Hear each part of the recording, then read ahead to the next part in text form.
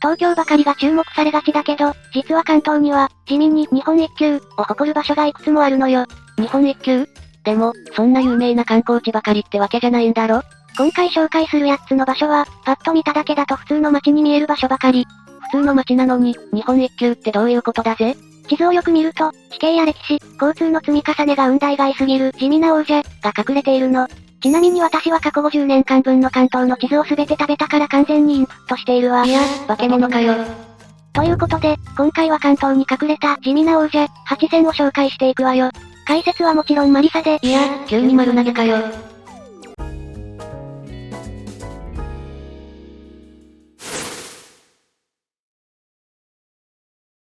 一つ目は、群馬県館林市だぜ。ここは、最高気温記録がある市なんだぞ。2024年のデータによると、人口は約7万人、面積は 60.97 平方キロメートルの市なんだ。館林については、名前だけは知ってるわよ。文福茶釜の狸の昔話があるお寺のところだよな。確かに茂林寺の狸は有名だけど、それだけじゃないんだぜ。ここは、気象庁の観測データで夏の最高気温で何度も全国1位を叩き出しているんだ。例えば2007年には、当時の日本記録に迫る 40.3 度を記録しているぞ。40度超え？みんな焼肉になっちゃうじゃない。焼肉にはならないけど、熱中症レベルの危険な暑さだぜ。だが実際、真夏の館林駅前に降り立ってみると、風景が歪んで見えるらしいんだぞ。蜃気楼が出ているってこと？ああ。アスファルトから立ち上る熱気で、息を吸うと肺が焼けるような感覚になるぜ。あまりの暑さで真夏は外を歩く人が少なくて、街全体が静まり返って見えることもあるぜ。なんだか街全体が静かで少し怖いわね。でも、なんでこんな関東平野の端っこが日本一暑くなるの？館林市は、関東平野の北西部の内陸に位置しているんだ。夏になると、太平洋側から吹き込んだ湿った海風が関東平野を北上するんだぞ。そして、群馬や栃木の山々にぶつかって、フェーン現象を起こすんだ。フェーン現象って、山を越えた風が熱風になって吹き下ろすやつだよね。正解だぜ。さらに館林は標高が約20メートルと低くて、熱が溜まりやすいすり鉢状なんだ。熱風が吹き込んで、しかも逃げ場がないなんて地獄だわ。だが行政としても、この暑さを逆手に取った町おこしをしているんだぞ。激辛、激甘、激冷やをテーマにしたご当地グルメスタンプラリーを毎年開催しているぜ。暑い時に激辛を食べて、さらに汗をかこうって作戦ね。ただ、館林の日本一の暑さには、実は異論の余地があるんだぜ。気象庁のデータがあるのに、なんで異論が出るの？以前の館林のアメダス観測所は、消防署の駐車場のアスファルトのすぐ横にあったんだ。しかも防草シートが敷かれていて、他の地域よりも熱を吸収しやすい環境だったらしいぜ。それって、温度計をストーブの前に置いているようなものじゃないの？ネット上ではこれをズル林なんて呼ぶ人もいて、かなり議論になったんだぞ。ズル林って、言葉の響きは可愛いけど、やってることはえげつないわ。結局、2018年に気象庁がアメダスを県立館林高校の芝生の上に移設したんだ。そしたら、それ以降は熊谷や浜松に最高気温のトップを譲る機会が増えたんだぜ。やっぱり観測環境の影響もあった可能性があるのね。それでも連日38度超えを記録するのは事実だから、暑さが武器の酷暑の街ってのには変わりないぜ。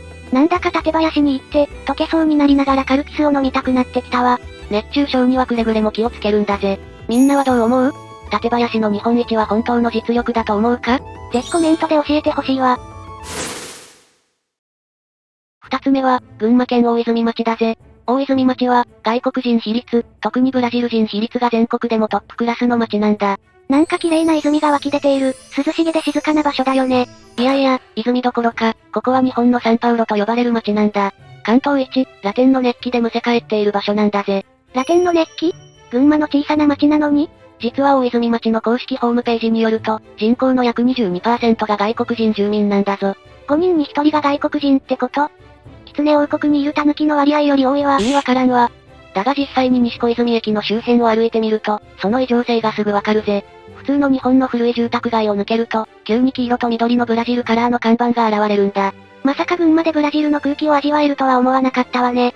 でも、なぜ群馬の小さな町に、そんなにブラジル人が集まっていると思う？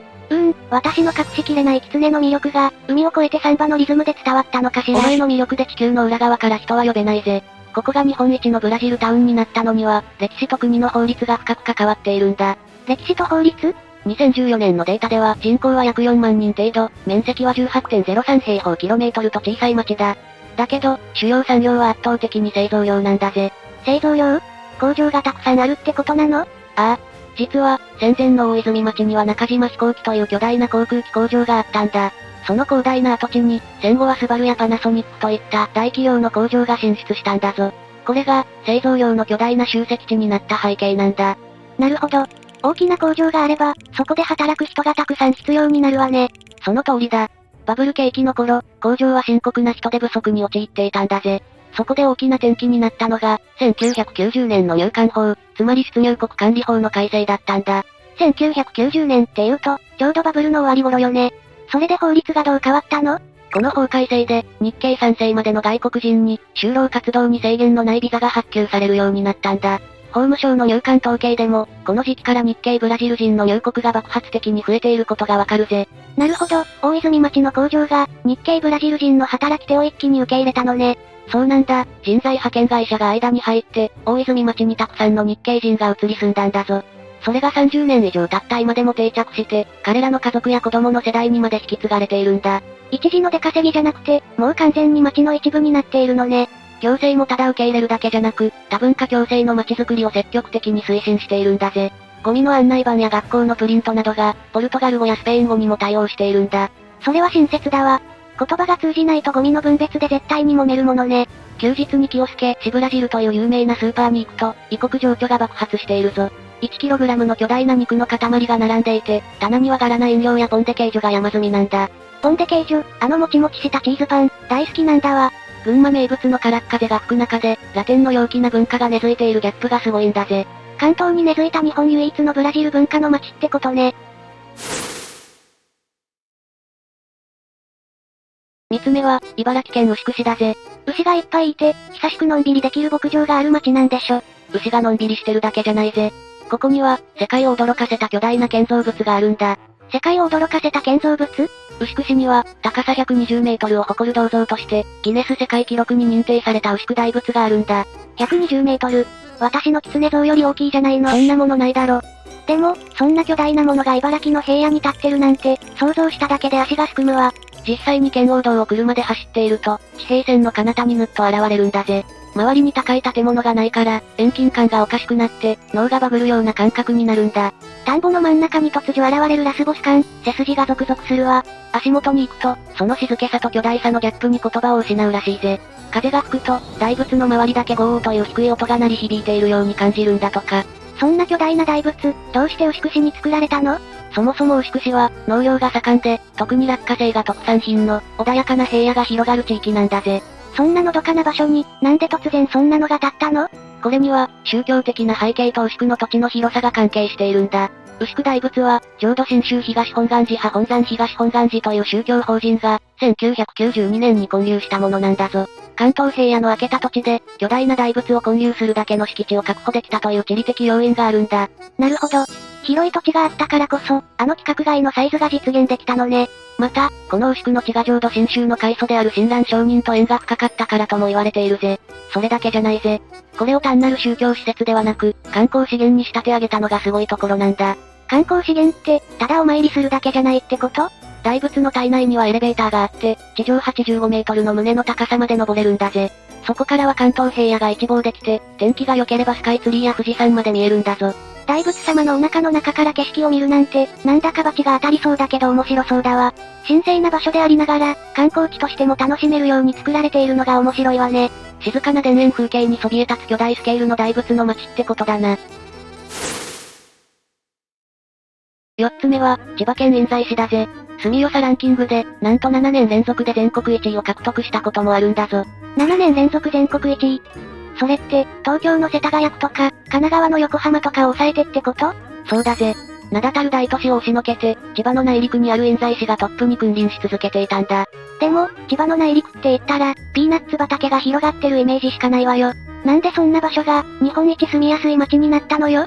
それには、印西市が抱える巨大な産業と、特殊な地形が深く関わっているんだぜ。印西市の基本データを紹介すると、人口は約11万人、面積は 123.79 平方キロメートルだ。11万人って、結構な規模の街ね。この街が大きく変わったのは、千葉ニュータウンという巨大な開発計画がきっかけだったんだ。でも、ただのベッドタウンじゃないぜ。綺麗に整備された道路の脇に、窓がほとんどない巨大な要塞のような建物がいくつも並んでいるんだぞ。窓がない巨大な建物？それって、ショッカーの秘密基地なんじゃないの？ショッカーじゃないぜ。その正体はデータセンターなんだ。データセンターって、インターネットの心臓部みたいなところよね。そう。世界的な IT 企業のデータセンターが、ここに密集しているんだ。じゃあもし印西市で停電が起きたら、私のスマホで可愛い猫の動画が見られなくなっちゃうじゃない。そこはお前の都合だろ。まさに日本のデジタル社会を裏から支える、心臓部なんだぜ。でも、なぜそんな世界的な IT 企業が、こぞって千葉の印西市に集まってくると思う？印西市の市長さんが、アマゾンの社長に美味しい落花生をプレゼントして買収したとか？そんな賄賂でデータセンターは誘致できないぜ。ここには、データセンターにとって最も重要な地理的な奇跡があったんだ。地理的な奇跡？印西市が位置する下総台地は、非常に硬くて安定した地盤でできているんだ。だから、地震による揺れに強くて、液状化のリスクも極めて低いんだぞ。さらに、海から離れているから津波や高潮の心配もないし、水害にも強いんだ。なるほど、大事なデータを守るために、災害に強い土地が選ばれたってことね。それに加えて、成田空港と東京都心の中間というアクセスの良さもあるんだ。この地理的条件が、世界中の IT 企業を引き寄せたのね。そうして企業集積やニュータウン開発によって、街の都市基盤が整えられていったんだ。それで商業施設や住宅地の整備が進んで、住みやすさの評価につながっていったのね。充実した商業施設と、整った住環境、そして自然も残っているバランスの良さが、全国一位の理由なんだ。現地では、建物の周りは人が少なくて、モーター音だけがかすかに聞こえてくるらしいぞ。ひんやりとした無機質な空気感があるのね。ちょっと不気味だけど、最先端って感じがするんだわ。これこそ、日本のデータ社会を支える裏方都市だな。5つ目は、埼玉県和光市だぜ。ここは、日本が世界に誇る研究施設が密集している街なんだ。ノーベル賞クラスの天才たちが、日々最先端の研究に没頭しているんだぞ。天才たちが集まる街？埼玉の和光市に？和光市には、国立の研究機関である理化学研究所の本部があるんだ。理研は、新元素のニホニウムの発見や、スーパーコンピュータ富岳の開発などで知られているんだぜ。ニホニウムって、あの周期表に載ったやつでしょ。理科の授業で水平リーベって暗記したのを思い出すわ。懐かしいな。水平リーベ、僕の船、ってやつだろ。和光市には理研の他にも、国の重要な施設が集まっているんだぞ。和光市の人口は約8万4千人とコンパクトなんだが、その中に頭脳が集結しているんだ。街を歩いている人が全員、アインシュタインみたいに見えてきそうだわ。実際に理研の周辺を歩いてみると、独特の空気感があるそうなんだぜ。広大な敷地の中に近代的な研究棟が立ち並んでいて、周囲は静寂に包まれているんだ。でも、その静かな建物の奥深くで、すごい実験が行われていると思うと、ゾクゾクしないか？なんだか新世紀エヴァンゲリオンの、特務機関ネルフの本部みたいだわ。地下深くで、極秘のプロジェクトが進行してそうよ。ネルフほど物騒じゃないけど、国家レベルの重要拠点であることは間違いないぜ。でも、なぜこんなに国の研究機関が和光市に集まったと思う？天才たちが静かに研究に集中できる環境だったとか？これには、日本の戦争が深く関わっているんだぜ。戦争の歴史？戦前、和光市の周辺には陸軍予科士官学校などの広大な軍事施設があったんだ。終戦後、その広大な軍用地は米軍に接収されて、キャンプ・ドレイクという米軍基地になったんだぞ。埼玉に米軍基地があったの？全然知らなかったわ。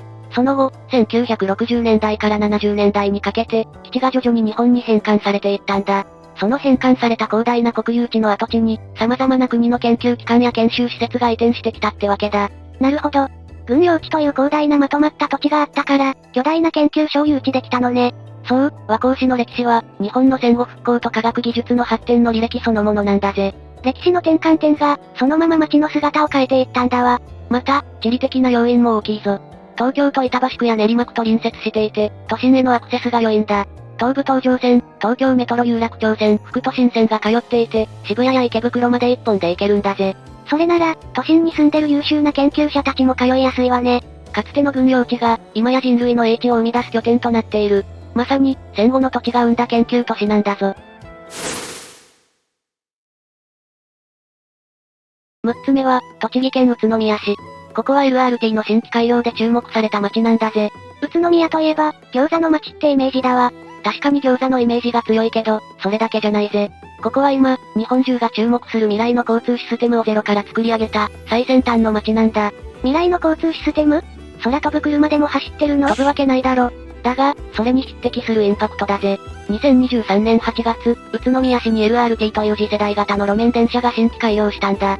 路面電車って、昔ながらのチンチン電車みたいなやつ？全然違うぞ。LRT は、静かで、振動が少なくて、バリアフリーな超最新型の乗り物なんだ。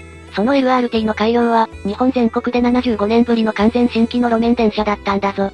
既存の線路の延伸じゃなくて、全くゼロから街に新しい軌道を通したんだぜ。75年ぶり。戦後すぐくらいから作られてなかったってこと？そうだぜ。車社会になった日本では、路面電車はむしろ廃止される傾向にあったからな。実際に LRT に乗ってみると、電気自動車のようにスーッと発進して、モーター音だけが響くんだ。交差点では、車と並んで未来の乗り物が信号待ちをしている、なんとも不思議な光景が広がっているぞ。街の風景がガラッと変わりそうね。でも、なんで宇都宮はそんな大掛かりなことをしたの？もしかして、餃子の配達を早くするためとか？餃子のデリバリー専用じゃないぜ。これには、宇都宮市が抱えていた深刻な都市問題と、行政の壮大な計画が背景にあるんだ。宇都宮市は、人口約51万人面積 416.85 平方キロメートルの北関東最大の都市だ。51万人って、大都会じゃないの？でも、中心部は空洞化が進んで、郊外に住宅や商業施設が広がってしまったんだ。つまり、完全な車社会になってしまって、渋滞が慢性化していたんだぜ。車がないと生活できない、地方都市あるあるね。さらに、高齢化が進むと免許を返納した人が買い物や病院に行けなくなるという問題もあったんだ。そこで行政が打ち出したのが、ネットワーク型コンパクトシティという都市再構築の計画なんだ。ネットワーク型コンパクトシティ？難しそうな言葉ね。簡単に言うと、街のあちこちに散らばった機能を、LRT やバスなどの公共交通機関でまとめる計画だ。車がなくても、誰もがスムーズに移動できる街を作ろうという壮大な社会実験なんだぜ。なるほど。LRT はただの乗り物じゃなくて、街を作り直すためのものだったのね。その通りだ。実際、LRT の東側の終点には高根沢工業団地という巨大な工業エリアがあるんだ。LRT によって、工業団地への通勤手段にも新しい選択肢が生まれたんだぜ。地理的な渋滞ポイントを、新しい交通機関で解決したってことね。もちろん、餃子の街としてのプライドも忘れてないぞ。総務省の家計調査では、宇都宮市は常に浜松市や宮崎市と、日本一の餃子消費量を争っているからな。LRT の黄色い車体も、ライトを思わせる宇都宮の雷を、イメージしているんだ。なんだか餃子の皮にも見えてきたわね。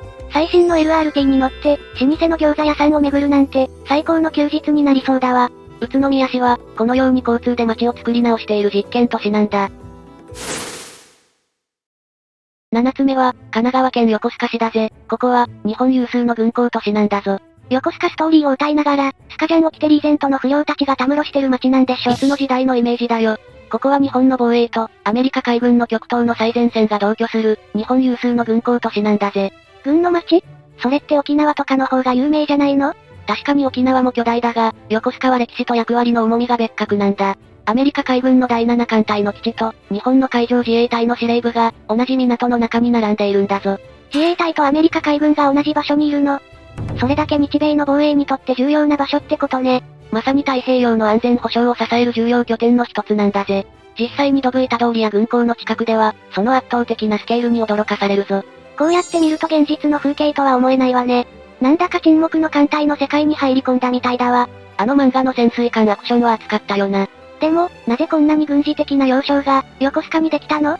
これには、横須賀の奇跡的な地形と歴史が深く関わっているぜ。横須賀市の基本データを見ると、人口は約37万人、面積は 100.83 平方キロメートルだ。横須賀市は三浦半島の中部に位置していて、周囲は山が海に迫る、非常に起伏の激しい地形なんだぜ。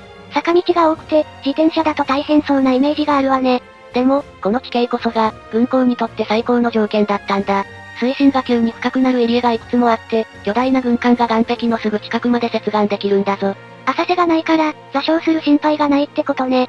さらに、周囲を山に囲まれているから風を防ぎやすいし、攻撃に対する天然の要塞になるんだ。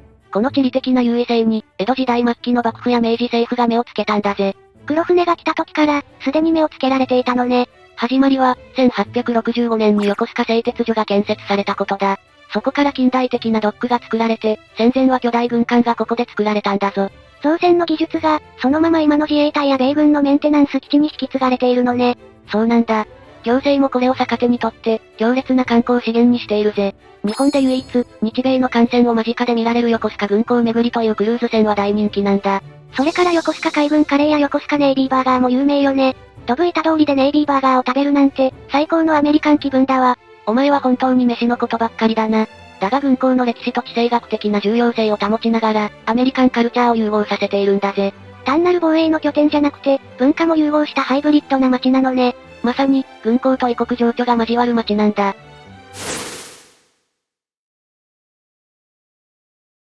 つ目は、東京都檜原村だぜ。東京に村があるの？島じゃなくて？そうだぜ。伊豆諸島や小笠原諸島といった島嶼部を除けば、東京都本土でただ一つの村なんだ。新宿から電車とバスを乗り継いで約2時間で、信じられないような秘境にたどり着くんだぞ。新宿から2時間で秘境？なんだか狐につままれたような話だわ。実際に檜原村のバス停を訪れた人の感想では、同じ都内とは思えないほど、空気が一変するらしいんだ。耳を澄ますと、阿義川の清流の音と、風で霧が擦れるざわざわという深い自然の音しか聞こえないんだぞ。夜になると街灯も少なくて、漆黒の闇に包まれるから、少し不気味に感じるくらいだぜ。ネオンサインも車のクラクションもないのね。でも、なんで東京の西側にそんな手つかずの村が残っているの？これには、檜原村の特殊な地理と、多摩地域の市町村合併が関係しているんだぜ。東京都の統計によると、人口は約2000人、面積は 105.41 平方キロメートルだ。その面積のなんと約 93% が森林で、平地がほとんどないんだぞ。9割以上が森？それじゃあ、家を建てる場所もないじゃないの。そうなんだ。集落は深い V 字谷の急な斜面にへばりつくように点在しているんだぜ。だから大規模な開発が物理的に不可能で、昔ながらの林業や、今の観光業が主要産業になっているんだ。なるほど、地形が険しすぎてバブルの開発の手も及ばなかったのね。歴史的に見ても、この険しい地形が村を独立させた最大の理由なんだ。昭和の時代や、平成の大合併の時、多摩地域の多くの町村は合併して市や町になったんだぞ。隣の秋川市と五日市町が合併してあきる野市になったりしたようにな。周りの町村は合併して、市や町として再編されていったのね。でも檜原村は、四方を標高1000メートル級の急峻な山々に囲まれているんだ。隣接する他の市町村とは地理的に分断されていて、生活圏が全く交わらなかったんだぜ。だから合併するメリットが薄くて、本土唯一の村としてそのまま残ったってわけだ。じゃあ、私が村長になって、山を切り崩して巨大な狐のテーマパークを作るわ。村の豊かな自然が台無しだろ。冗談よ。でも、行政としてはどうやって村を維持しているの？檜原村の行政は、この東京の秘境という環境を最大の武器にしているんだぜ。